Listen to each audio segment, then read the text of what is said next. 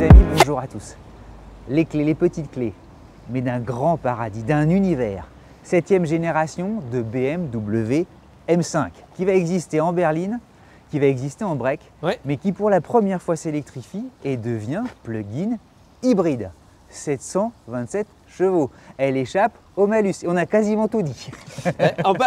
On s'abonne, le petit commentaire. Bon dimanche, c'était rapide celui-là. Tu m'as dit un jour il faut faire plus court. Bon, on a comme ça, c'est fait. Incroyable auto. BMW, tous les superlatifs, pourquoi?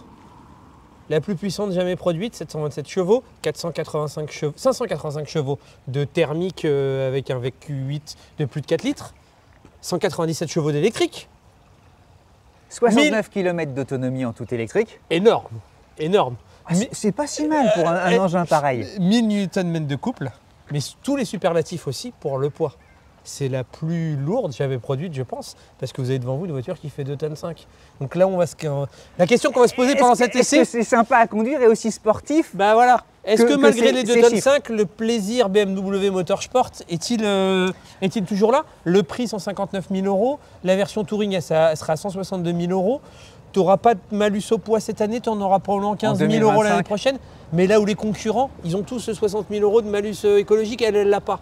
Donc du coup, c'est pour ça que Motorsport en France, j'ai été surpris des chiffres. Ouais, on a vu les chiffres, ils vendent plus de voitures que AMG et presque Audi RS réunis. Voilà, ils devancent leurs compétiteurs, enfin BMW. Ouais. Là, à la fin de l'année, on est en novembre 2024, pour ceux qui nous découvriraient un peu plus tard. Et ils devancent déjà leurs concurrents premium, donc Audi et Mercedes, et assez largement. Et ce qui nous a surpris, c'est que la plus vendue, c'est la première BMW Motorsport hybride, celle-là c'est la deuxième, c'est la XM, qui a un look qu'on aime ou qu'on n'aime pas, qui est tout de même assez particulier. Complètement. Et c'est celle qu'ils ont le plus. Parlons de cette BMW M5, on va regarder le look. Qu'est-ce que tu en dis? Qu'est-ce qu'elle t'inspire? Est-ce que tu aimes? Est-ce que tu n'aimes pas? Est-ce que tu aimes moyennement? Est-ce que tu aimes à la folie? Tu sais, chez BMW, il y avait une ère, alors c'était il y a 20 ans, mais qu'on appelait Chris Bungle, du nom du designer, qui avait osé tout à coup essayer des lignes un peu dissonantes. Ouais. Là, j'ai l'impression qu'on se rapproche de l'ère Bungle, mais néanmoins, c'est un sacré objet. Ouais. Et néanmoins, il y a un côté… Tu vois, si c'est pas celle-ci qui ose en faire des tonnes et des kilos, notamment avec ce coloris violet, qu'on aime ou qu'on n'aime pas, moi au moins ça se voit avec ces étriers dorés. Non, mais, je suis moyennement fan. Non mais il y a que la M5 pour capable de ce genre de choses. L'intérieur est beaucoup plus clair et vous allez voir, et tout s'éclaire et c'est vachement sympa. Ouais. Mais elle a un côté Batmobile, elle a un côté super-héros. C'est Avengers en fait. Ce qui est marrant, c'est que dans cette version BMW Motorsport, la seule chose qui reste, c'est les… Et il y a une BM qui passe, tu vois. Et il y a une i4 qui passe. Le toit. Bonjour. Le toit, les portes et le coffre. Tout le reste a été changé. Les voies ont été élargies, 78 mm à l'avant, 45, par rapport à une série 5 45 à l'arrière. Ouais. Regarde, là quand tu vois de profil, tu retrouves énormément la nouvelle M2 qui avait fait un peu débat. Et là tu as l'impression que c'est un Indien qui part à la guerre. Hein. Moi, je t'avouerai que dans le pot d'échappement et tout, mais c'est… Dans le look, je n'en suis pas… C'est Hollywood Boulevard en fait, tu sais, il faut être… Autant j'ai adoré énormément l'avant-dernière génération, allez regarder sur Google l'avant-dernière génération. Tu en veux toujours une Moi rêverais d'en avoir une. Autant celle-là, de te dire que je n'aime pas, ça serait mensonger. Par contre, je n'ai pas un coup de cœur extraordinaire. Je trouve que la ligne est jolie, je trouve que cette ligne va plus avec une configuration élégante qu'une configuration motorsport. Mais j'ai pas non plus le coup de cœur. Alors après, les M, elles ont toujours fait des kilos pour prouver qu'elles existaient. Mais moi, j'aimais bien dans l'ancienne génération. Ouais. Alors dans celle-là. Alors après, il faut évidemment, elle a des ailes évidemment élargies et tout ça. Tu recours à des coloris un peu plus discrets. Ouais. Et ça y est, ça passe. Moi, en touring, moi je la prends en touring. Dites-nous, en touring, elle est cool. En touring, elle est 3 000 € de plus. Les jantes.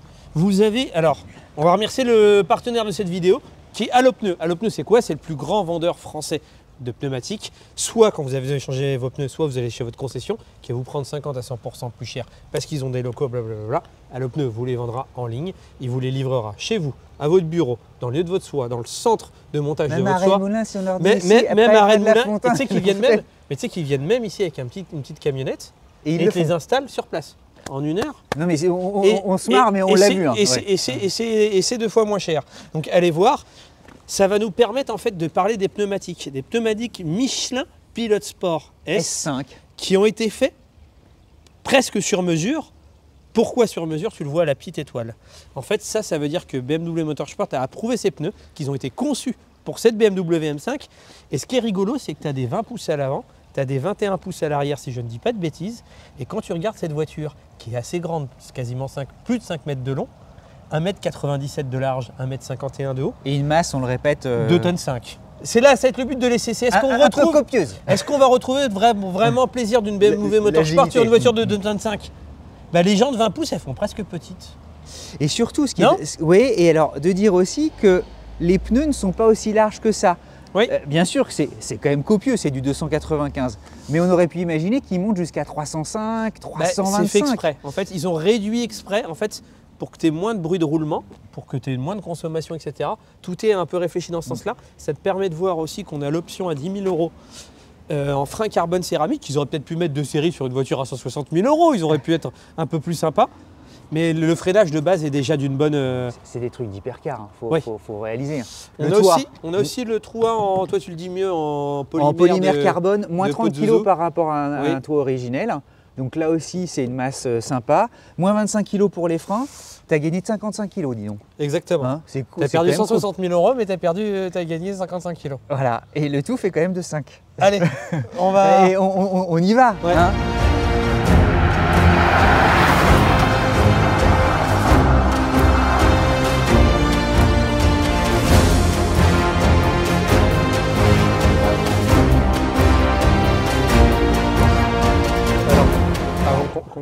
Qu'on démarre, vous aurez tout un tas de… En fait, faut un peu une fois…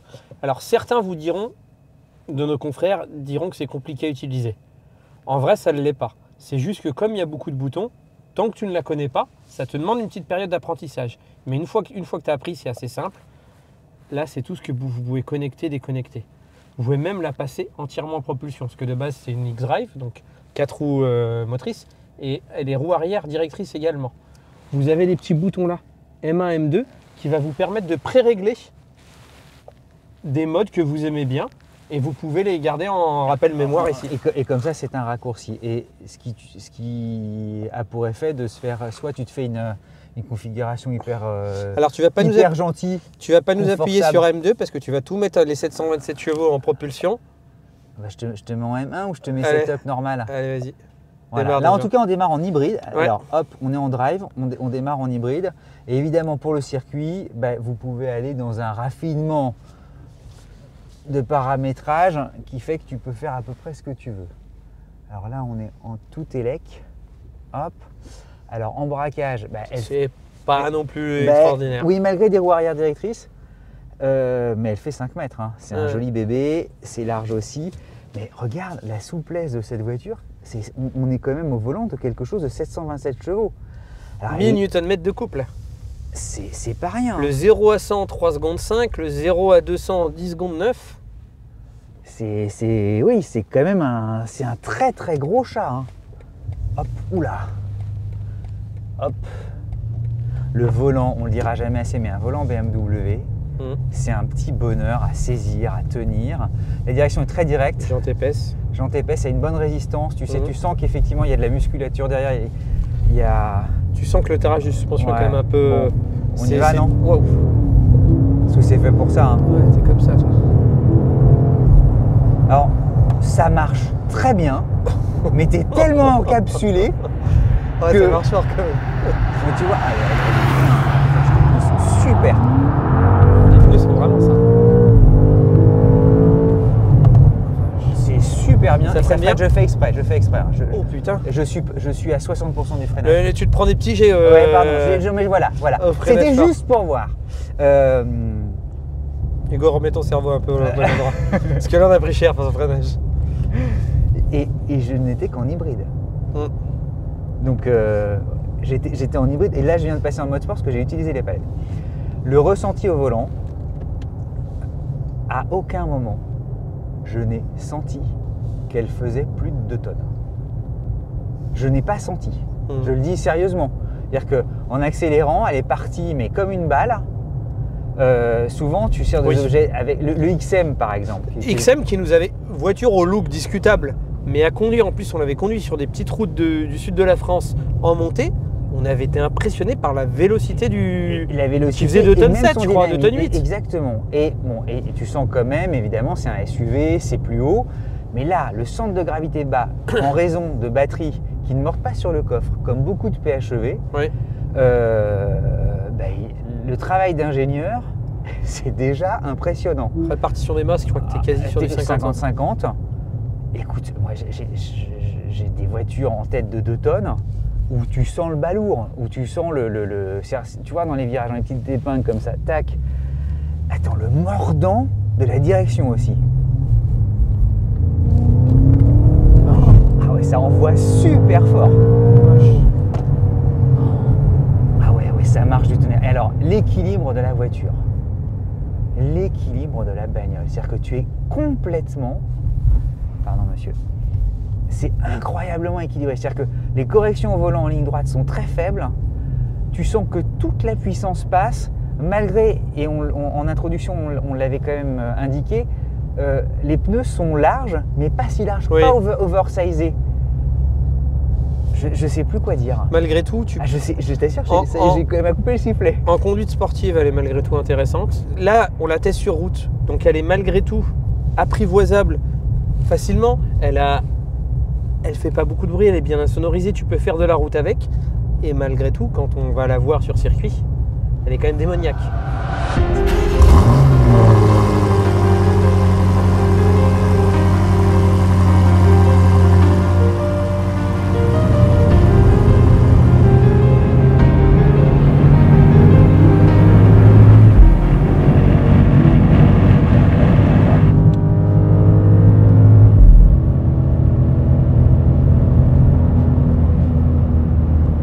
Ça marche du tonnerre. C'est incroyable. Elle s'arrache, regarde.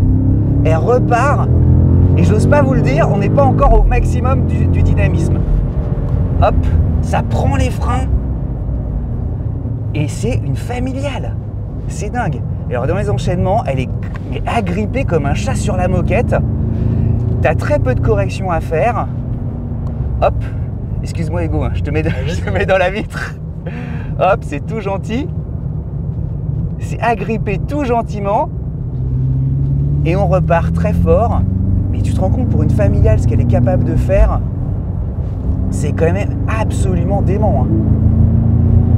Alors ça sent un peu le chaud parce qu'évidemment, ça freine un peu fort, voilà, comme devant. Mais dans les enchaînements, les 2,5 tonnes, moi je les sens pas. Je suis désolé de vous le dire. Il y a très peu d'angles à mettre. Hop. Allez, petit enchaînement pour toi, gentiment, hop. C'est incroyable, le grip de cette bagnole.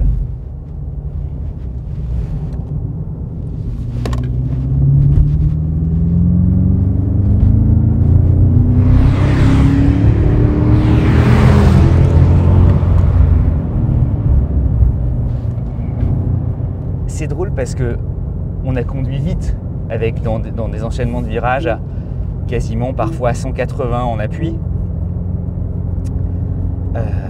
dans un confort de limousine. On a même laissé la clim. J'ai à aucun moment eu chaud en fait. C'est drôle. Et quelle auto! Pendant l'essai avec Vincent, je l'ai peut-être dit ou esquissé,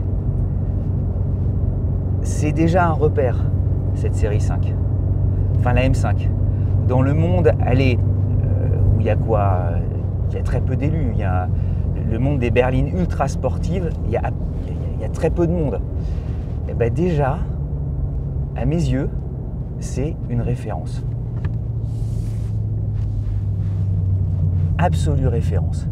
Dans la maniabilité, la sportivité, l'amusement aussi, parce que ça se voit pas, on est concentré sur un circuit, mais en fait, intérieurement, on s'amuse derrière son volant. Ah, c'est incroyable cette voiture. Je sais pas, tu vois, tout est vraiment mais collé au sol. Le train avant, il est là. Le train arrière, c'est pareil, ça s'agrippe. Quelle auto, quoi. Et t'oublies que ça fait 2,5 tonnes. Hein. Tac, tac. Allez, on va s'échapper très fort d'ici. Hop.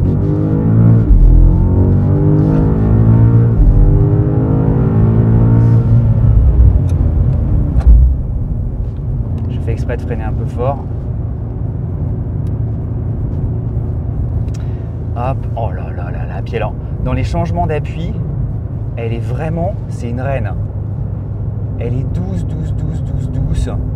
Tu vois, elle se positionne très bien. Tu la lâches, tu la libères.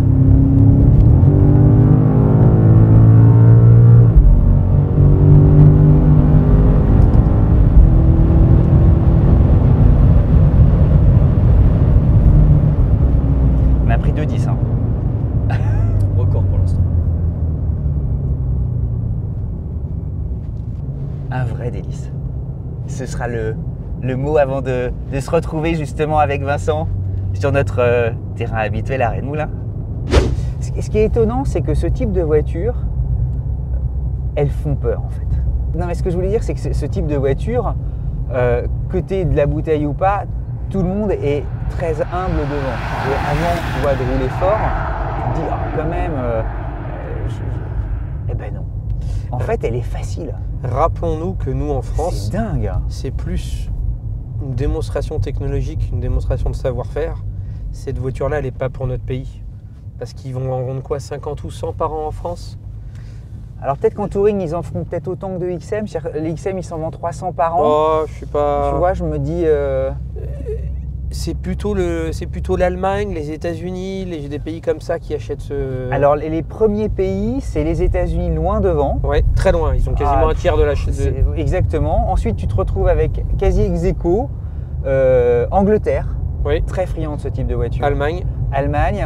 Et puis ensuite des pays comme la Chine, la Suisse au gros pouvoir d'achat. Le Japon, enfin. Et alors la France, il faut, hélas, avec la fiscalité qui est la nôtre, qui est tellement accueillante. Non, pour le coup, celle-là, alors c'est ce qui permet de la vendre beaucoup plus que les RS ou les AMG. Exactement. Mais malgré tout, ça reste des volumes de vente relativement réduits. Je pense qu'ils en vendent 100, ils sont contents. Oui, ce qui la sauve, c'est qu'effectivement, elle est PHEV. Mais si ça veut dire que la France a quand même une fiscalité assez restrictive, oui, comparée aux pays qui nous sont comparables économiquement, ou même la Suisse est devant nous. En France, on a le malus 60 000 €. Celle-là, elle ne l'a pas. Mais les concurrents, Mercedes et Audi, ont les 60 000 €. Celle-là n'a pas le malus au poids cette année, mais elle aura un malus au poids de 15 000 € l'année prochaine. Donc mine de rien, tout ça, ça... Pourquoi il y a une petite truc rouge? C'est comme en rallye ou les voitures de circuit aussi. Pour retrouver ton point. Bah ouais, quand tu te bats avec le volant pour savoir où est le point milieu. Déjà, première impression, oui, t'es dans une BMW, t'es bien, c'est cossu, t'es bien installé, t'as tes deux coudes au même endroit. Volant à jante épaisse que j'adore, volant qui est une pièce en plus assez jolie. Les palettes, surpiqûres, c'est magique. Hein. Les palettes sont assez sympas. Après, on est juste pour vous faire un petit ressenti un peu intérieur. Vous voyez que ce soit aide à la conduite. C'est la i5 que vous connaissez, la BMW série 5 que vous connaissez. Elle est très bien mise au point. Vous avez toutes les aides à la conduite, toutes les caméras 360 et les caméras qui vont bien. L'intérieur, à mon regret, manque un peu de raffinement. Même si tu n'es pas censé aller chercher du raffinement sur une version motorsport, je trouve que la génération précédente était plus heureuse là-dessus à mon goût. Mais par contre... Mais là, ici, tu vois, moi, ce piano black, je le trouve, oui, pour une fois, je le trouve très élégant. Moi qui n'aime pas le piano black, je reconnais que... Je pense que c'est les touches de rouge. Oui, je suis d'accord. Noir et rouge, ça tient pas à grand-chose, c'est marrant. Ça va toujours assez bien. Mais tu vois, le carbone, normalement, moi, je trouve ça un peu facile. Ouais. En fait, là, voilà, il est résolument bien, le carbone. Parce que ça lui va comme un gant, c'est une version hyper sportive. Oh là là là là là. Et le bruit, les 8 cylindres, c'est magique. Moi, je l'ai conduit un peu avant de venir. Autant dans ce qu'on attend, là où on était un peu inquiet, c'était pas le fait qu'elle fasse le 0 à 100, une ligne droite très rapidement. Ça, on n'était pas inquiet. Moi, mon inquiétude, c'était le comportement un peu dans les virages.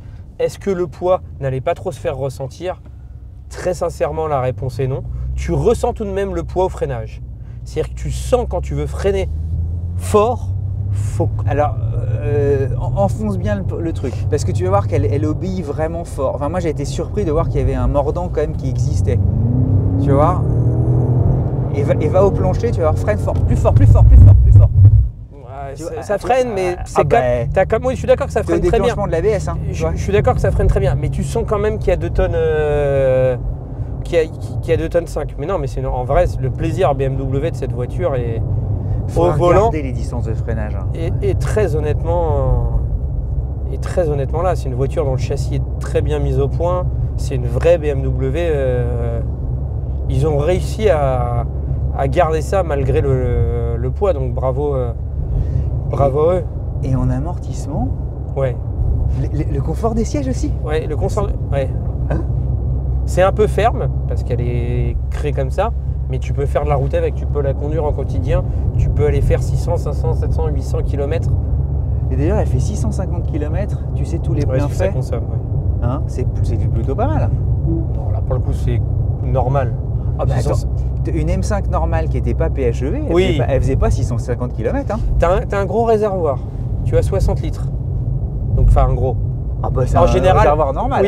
Oui, mais souvent dans les PHEV, le réservoir est un peu à 40-45 litres parce que les batteries prennent de la place. Ils ont malgré tout réussi à conserver une taille de réservoir correcte malgré le poids des batteries. Tu n'auras pas de recharge en courant continu parce que c'est une hybride rechargeable. Donc il faut l'indiquer, je pense que les gens qui l'achèteront, très honnêtement, n'en auront rien à secouer. Mais tu n'auras pas d'hybride, tu n'auras pas de recharge en courant continu. Elle rechargera sur courant domestique en 11 kW en 2h15. Donc ce qui est très correct. L'autonomie, on en a parlé un peu en introduction, 67 km, ça n'a rien de foufou. De toute façon, les PHEV, il faut se le dire, hein, tu les recharges à la maison. Tu vois, le reste... la majorité des gens, c'est ce qu'ils font. Les charges rapides... Point intérieur, qu'est-ce que tu as à en dire? Le volant est magnifique. Oui. Ça tient aussi là beaucoup aux touches de rouge. En fait, c'est marrant, tout à l'heure, tu nous expliquais que tu trouvais que ça manquait de raffinement. Les couleurs lui apportent du bonheur à cette voiture. Et justement, le fait que ce soit rouge ici, rouge au volant, rouge pour justement directement retrouver tes paramètres que tu auras personnalisés. Le rouge ici, le rouge là, ben, moi, c'est pas ma cam normalement. Mais tu te dis, ben, c'est tellement son ADN, c'est tellement elle, qu'ok, je suis acheteur. Et alors derrière, c'est marrant parce que les palettes, il y a aussi des touches de rouge. Tu regarderas, c'est un peu comme certains bracelets de montre, tu sais, ben justement de montre très sportive ou de chrono très sportif. Et alors, et là, c'est antidérapant, Vincent. T'as vu les palettes? C'est antidérapant. Oui, c'est pas mal. Moi, pour vous donner mon ressenti, est-ce que j'aime bien? La réponse est oui. Est-ce que c'est mieux que celle d'avant? La réponse est non. Moi, je trouvais que celle d'avant arrivait à donner de la technologie avec des écrans qui étaient un peu moins présents, avec moins du tout tactile, avec encore des boutons qui étaient présents un peu ici, avec moins de piano black, tout en ayant un côté sportif. Donc je trouve ça très bien, mais je trouve que c'est en retrait par rapport à la génération d'avant. C'est les goûts et les couleurs. Ouais, je vous partage les miens. Elle est plus que très actuelle. Ça, c'est complètement à la mode automobile. BMW, c'est la série 7, c'est jusqu'à la série 1 désormais. Ah oui, mais au-delà même de BMW, je dois avouer que c'est tout ce double écran-là qui n'est pas de mon goût est à la mode en ce moment dans l'automobile. Donc j'ai l'honnêteté de... Et puis ça me fascine toujours. Je sais pas pourquoi, je trouve ça super bien. Alors ouais, d'accord. Oh, t'as vu ça? Derrière comme ça, Vincent. Power Wheel Kit, attends, c'est quasiment une tapisserie le truc. Là, tu peux mettre tes ports USB-C. Okay. Et là, les sièges, tu sens... Ça, on connaît, on avait déjà vu dans la série 5. Oui, mais les sièges enveloppants comme ça, tu sais, de la XM, c'est vraiment... Ça aussi, c'est cool. Hein. Ah, on n'a pas parlé d'une option. Tu as une option qui te... Je crois que c'est pack M Performance. Ouais. La voiture est limitée à 250 km/h. Tu prends cette option qui est à 2500 €. La voiture passe en vitesse max à 305 km/h et tu as un stage sur circuit pour prendre possession de ta voiture, ce qui est une option et de vivre l'expérience M, bah ouais, c'est top. Hein. Non, écoute, c'est bien, tu as beaucoup de place. Le bel Alcantara. On connaissait. Alors, si, peut-être que le dossier du siège est un peu horizontal, un peu vertical. Ça ne me choque pas. Mais et les appuis-têtes sont Bon, ça va. On va voir le coffre. Le coffre. Attends, on va vous enlever un peu parce que là vous vous rendez pas compte et comme on a roulé vite, on a tout retourné. Regardez l'intérieur, c'est pas le plus grand. Tu as 466 litres, elle perd 50 litres par rapport, je crois qu'elle était à 510 à la berline version classique. non-M. Alors, C'est bien sans être foufou. et 500 litres sur le Touring, donc sur la version break. Ouais. Pourquoi tout à coup perdre quelques décilitres? C'est tout simple, c'est-à-dire que le schéma en fait des suspensions, c'est pas les batteries, parce que les batteries sont dans le plancher, c'est que le schéma des suspensions imposait d'empiéter un peu sur le coffre. Et je crois qu'aussi tu as quelques petites, tu sais, sur les roues arrière, le fait que tu as les roues arrière directrices aussi a pris des... Mais bon, Vincent, tu l'achètes? Non. Oh bah si. Non. Bah, ah bah si. Alors, ah non mais c'est toi qui adore les BM, attends. Alors, tu m'obliges à dire... tu me forces dans une direction que je n'ai pas envie de prendre. Du coup, tu m'obliges à donner une réponse négative qui ne montre pas mon propos. Ah bon? C'est une très bonne voiture, elle est très agréable à conduire. Oui, dans la question de départ, est-ce que malgré ces 2,5 tonnes, tu retrouves l'esprit BMW Motorsport? La réponse est oui. À son volant, tu prends énormément de plaisir. Pourquoi je ne suis pas... C'est pas mon Graal automobile, c'est parce que l'ancienne était mon Graal automobile. Et aujourd'hui, je préfère l'ancienne à celle-ci. En se concentrant simplement sur le plaisir de conduire, elle est très bien. Ça, c'est mieux, c'est vraiment beaucoup mieux qu'une Audi RS6. Une Audi RS6, c'est un peu plus aseptisé, je trouve. Ouais, mais tu sais, comme elle n'est pas PHEV, ça, elle est vraiment moderne. Et ils ont réussi à franchir le pas de la modernité, de la baisse des émissions, ouais, avec un poids qui aura été présent dans l'ombre, on en a toujours parlé, mais qui est gommé.